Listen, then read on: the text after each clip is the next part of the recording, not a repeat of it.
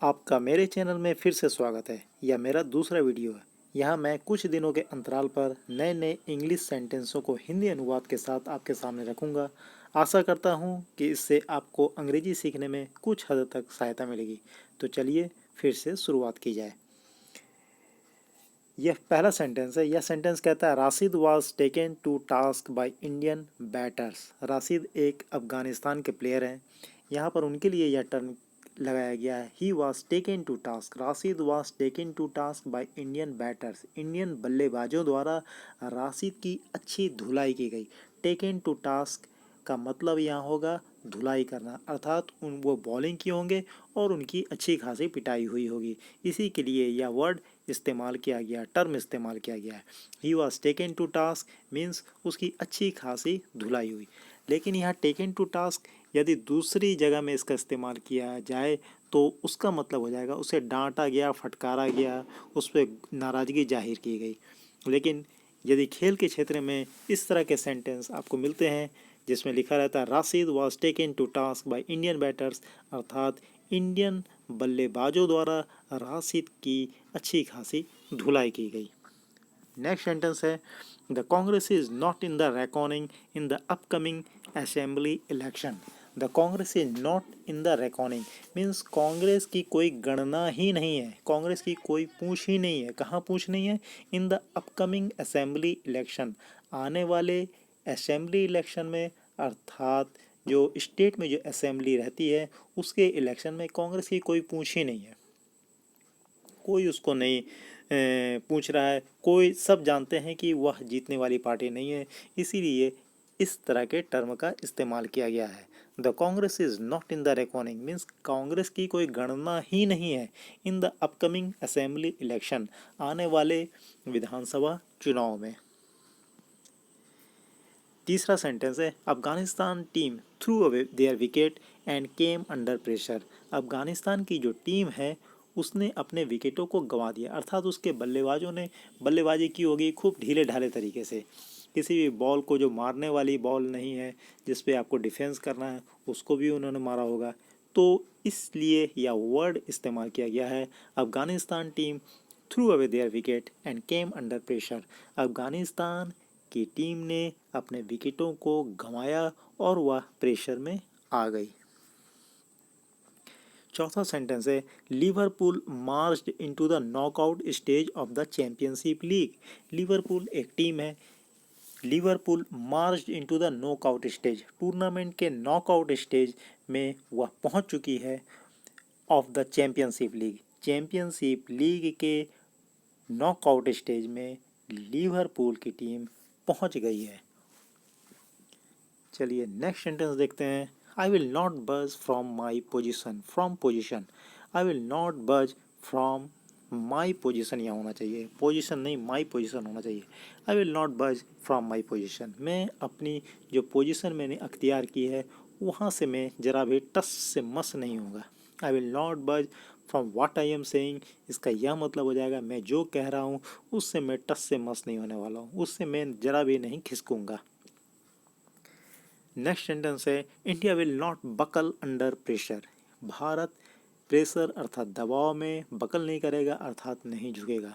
यदि हम कहें कि I will not buckle under pressure, इसका यह मतलब हो जाएगा मैं दबाव में नहीं झुकूंगा। I will not buckle under pressure, मैं दबाव में नहीं झुकूंगा।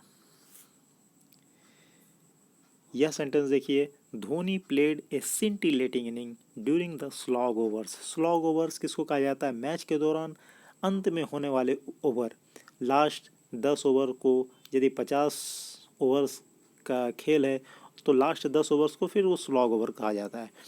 तो Dhoni played scintillating inning, scintillating माने होता है आतिशी बल्लेबाजी।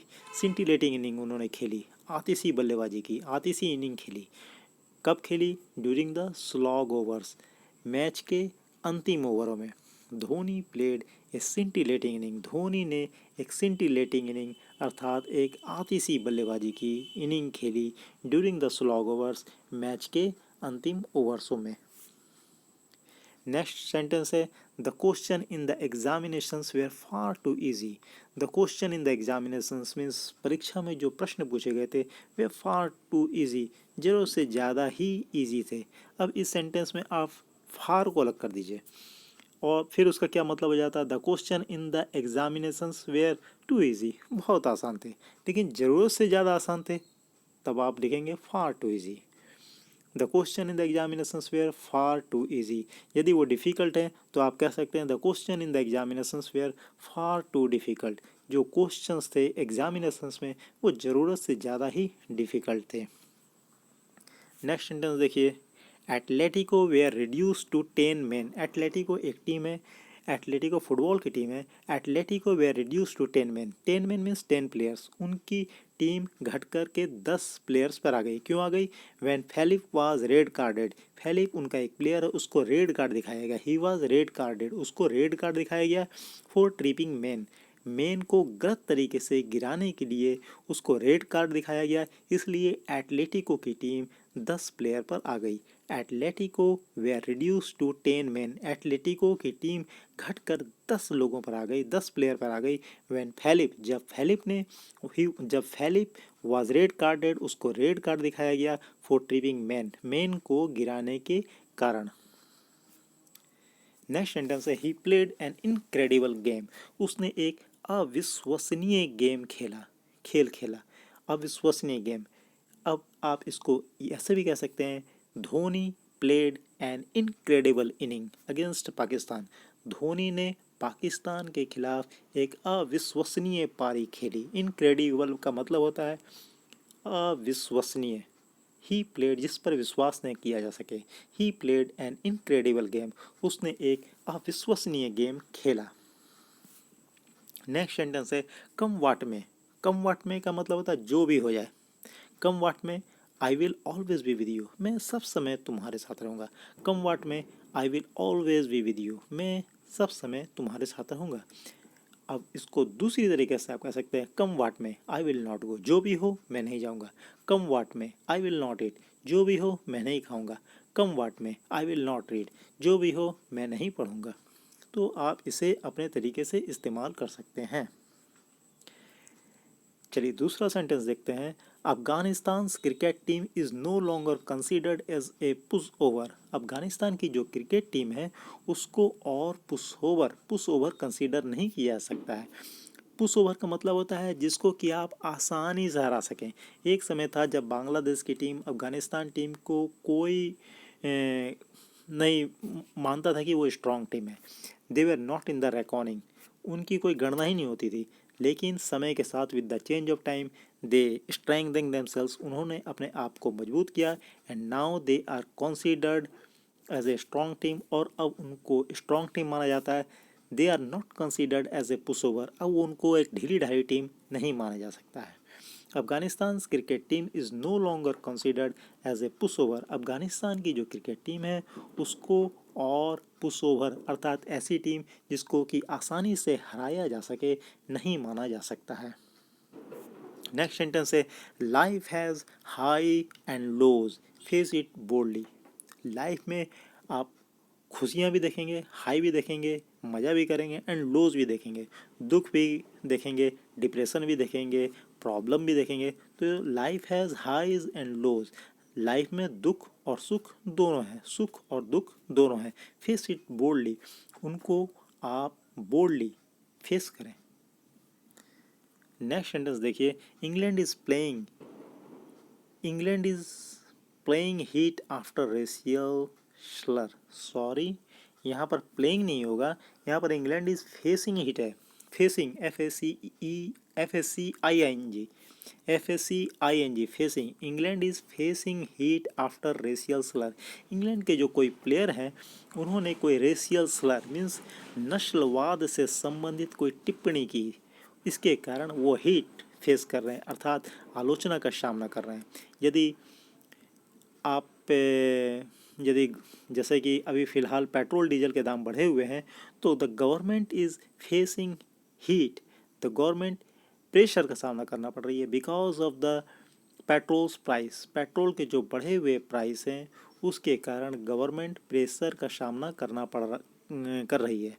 यहाँ पर England is facing heat after racial Slur होना चाहिए। रेशियल स्लर मीन्स नस्लवाद की टिप्पणी, जिसमें ब्लैक पीपल के ऊपर तमाम तरीके की गंदी चीज़ें कही जाती हैं जो कि नहीं कहना चाहिए।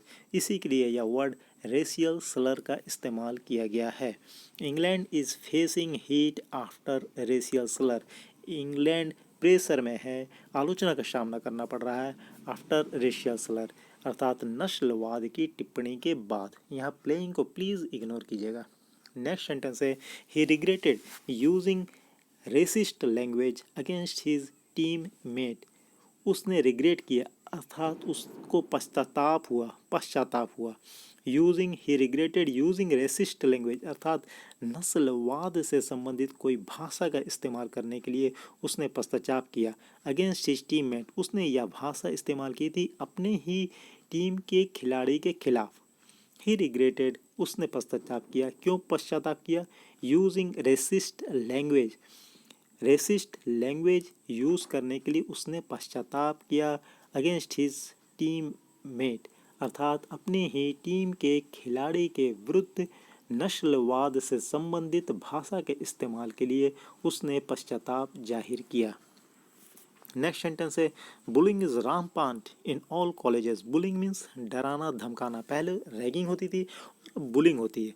बुलिंग भी स्कूल में भी है, कॉलेज में भी है, हर जगह है। तो बुलिंग मीन्स डराना धमकाना की जो घटना है इज रामपांट, सर्वत्र व्याप्त है। Rampant means everywhere it occurs, सब जगह यह मौजूद है। Bullying is rampant in all colleges, bullying की जो घटना है वो हर जगह हर कॉलेज में व्याप्त है। नेक्स्ट सेंटेंस है it was a spectacular match. Spectacular means देखने के लायक। It was a spectacular match, यह एक देखने के लायक मैच था। आप कह सकते हैं it was a spectacular dance, यह डांस देखने के लायक था। It was a spectacular performance, यह जो परफॉर्मेंस थी वो देखने के लायक थी। चलिए दूसरा सेंटेंस देखें। It is an experience to treasure, यह जो अनुभव है उसको मैं संजोए रखना चाहता हूँ। ट्रेजर मीन्स होता है संदूक, लेकिन यहाँ पर इसका इस्तेमाल कुछ अलग तरीके से किया जाएगा।